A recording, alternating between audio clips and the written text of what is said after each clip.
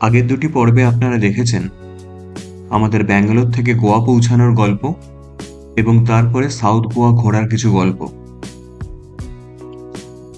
সেদিন ফ্যাটফিশ থেকে লাঞ্চ করে আসার পর একটা লম্বা রেস্ট নিয়েছিলাম, আর তারপর সন্ধ্যের কিছু আগে চলে গিয়েছিলাম কালাঙ্গুট বিচে। দুপুরের একটু আড়মোড়া ভেঙে নর্থ গোয়া তখন সবে জেগে উঠছে। আশেপাশের দোকানগুলিতে জ্বলে উঠেছে আলো। হাজারো রকম পসরা সাজিয়ে তারা আহ্বান করছে আপনাদের।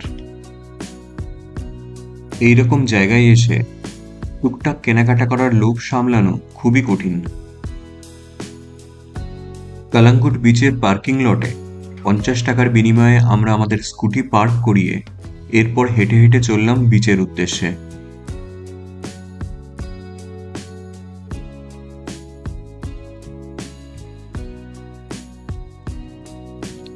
ঠিক এই পয়েন্টের পর থেকে পুরোপুরি ওয়াকিং জোন। আপনারা আপনাদের 2 হুইলার বা 4 হুইলার এর পরে বিচের কাছে আর নিয়ে যেতে পারবেন না। যদিও স্থানীয় মানুষদের জন্য ছাড় আছে এ ব্যাপারে। সারি সারি আলো ঝলমলে দোকানের পাশ থেকে হেঁটে হেঁটে আমরা চললাম বিচের উদ্দেশ্যে।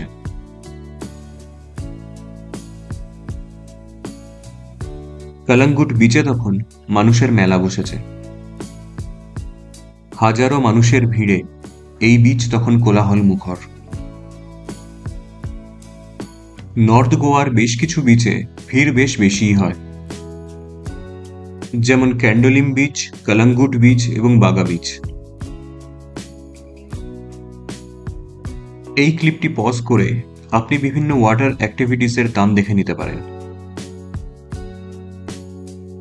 এরপর আপনি আরো যত উত্তরের দিকে যাবেন সেখানে অঞ্জনা বিচ, ওরজান বিচ বা ভ্যাগাটার বিচে মানুষের সংখ্যা অনেকটাই কমে যায়।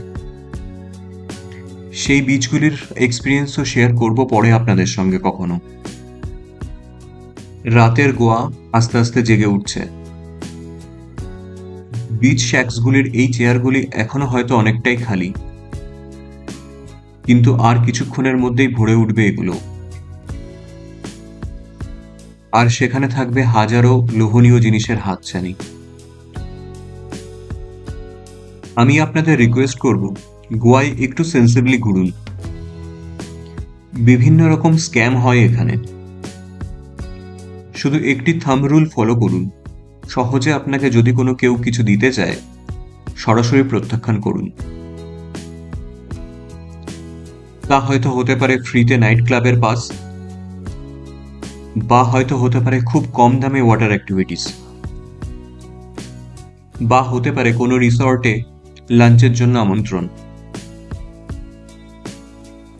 আরেকটি তথ্য, কোনো অজানা অচেনা লোকের সঙ্গে আপনার কোনো পার্সোনাল ডিটেলস শেয়ার করবেন না বা কোনো ফর্ম ফিল আপ করবেন না।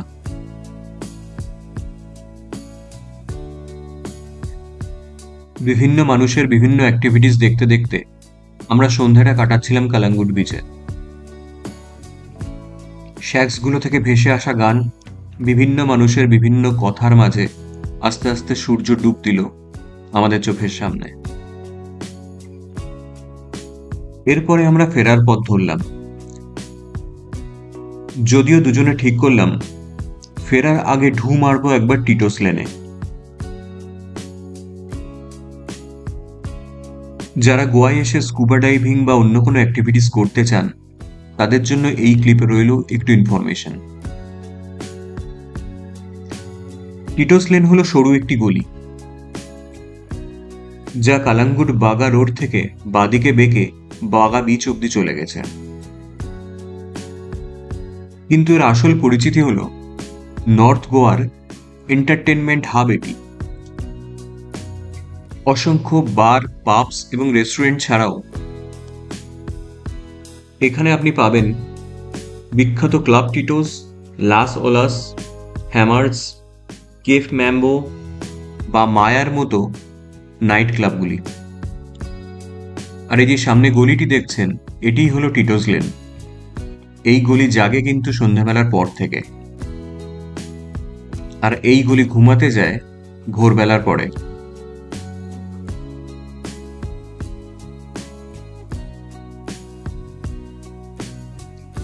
এখন এত ফাঁকা দেখলেও রাত 9টার পর এখানে টু হুইলার ঢোকানোরও জায়গা পাওয়া যায় না।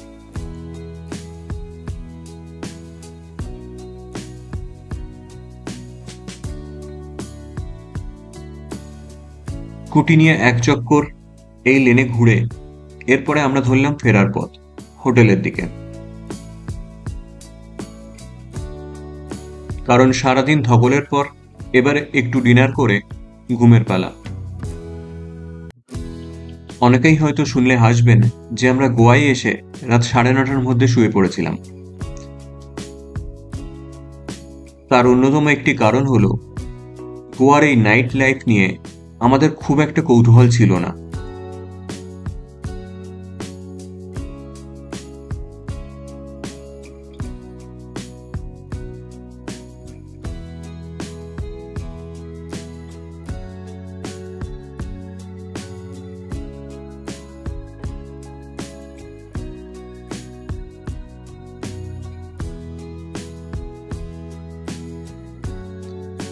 আমাদের হোটেলের ঠিক পাশেই একটি ছোট্ট সুন্দর রেস্তোরাঁ আছে, যার নাম হলো ওশিয়ান গ্রিল। আগেও আমরা এখানে এসেছি এবং এখানকার খাবারও আমাদের যথেষ্ট ভালো লাগে। তাই রাত্রিবেলা দূরে কোথাও না গিয়ে এই রেস্তোরাঁ থেকেই ডিনারটা সেরেছিলাম আমরা।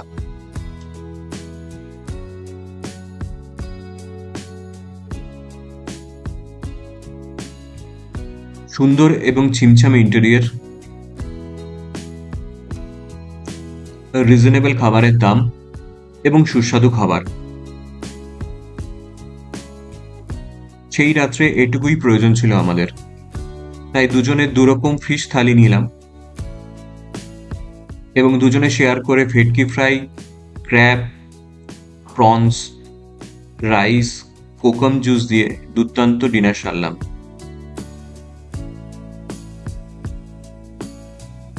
পরের দিন সকাল সকাল উঠে দুজনে চলে গেলাম ব্রেকফাস্ট করতে।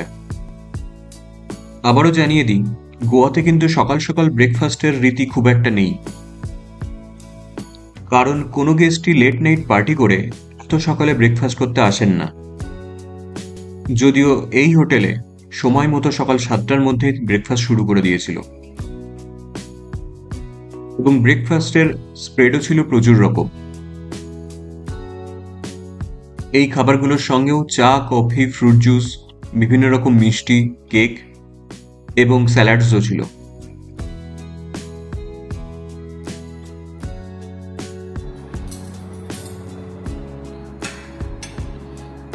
গোবি পরাঠা, দই, সতে ভেজিটেবল, মিসাল পাও,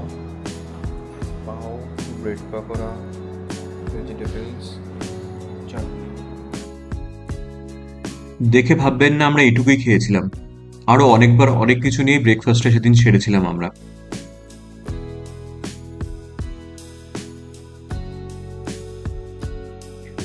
সকাল 8টার আগেই আবার দুজনে আমরা বেরিয়ে পড়লাম স্কুটি নিয়ে।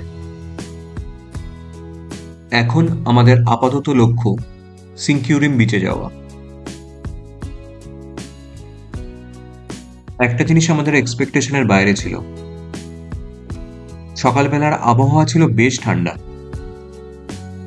স্কুটি চালাতে চালাতে দুজনেরই বেশ শীত করছিল। গোয়ায় এসে আবহাওয়া এতটা মনোরম পাবো, এটা ছিল এক্সপেকটেশনের বাইরে। এই ফোর্ট আগুয়াডা রোডটি কিন্তু দুর্দান্ত। বড় বড় গাছের ছায়ার মাঝে ট্রাফিকহীন রাস্তায় টু হুইলার চালানোর মজাই আলাদা।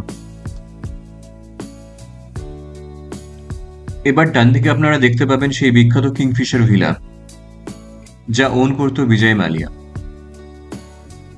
পরে যদিও ব্যাংক অকশনের মাধ্যমে তা হাত বদল হয়েছে।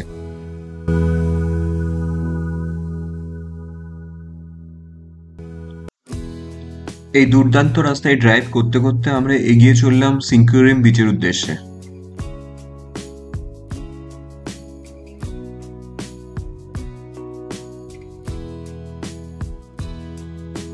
আর সামনে যে মোড়টি আসছে এখান থেকে বাঁদিকে নিলে পৌঁছে যাওয়া যায় ফোর্ট আগুয়ার্ডা, আর ডান দিকে নিলে সিকিউরিম বিচ এবং লোয়ার ফোর্ট।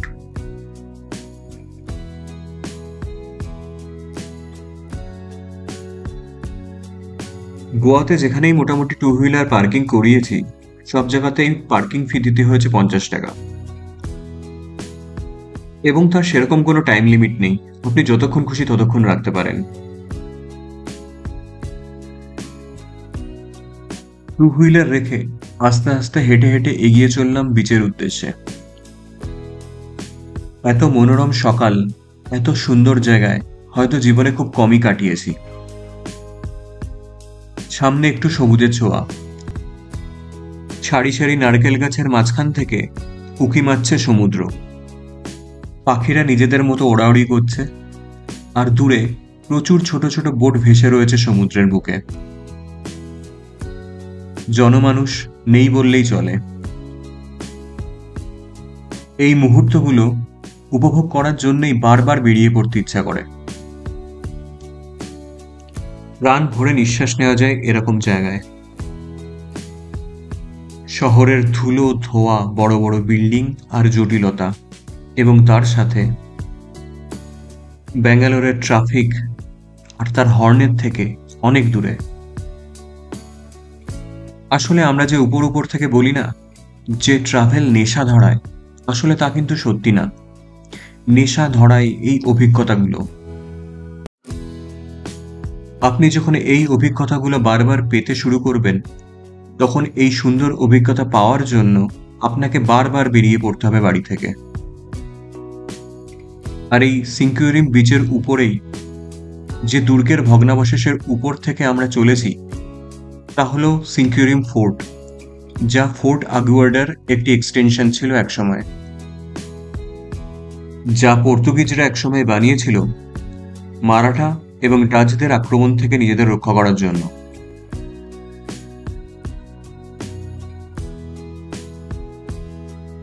এখানে আসারও সব থেকে ভালো সময় সকাল সকাল বা সন্ধ্যাবেলা। দরকার হলে গোয়ার নাইট লাইফ মিস করুন, কিন্তু এই জায়গাটি কখনো মিস করবেন না।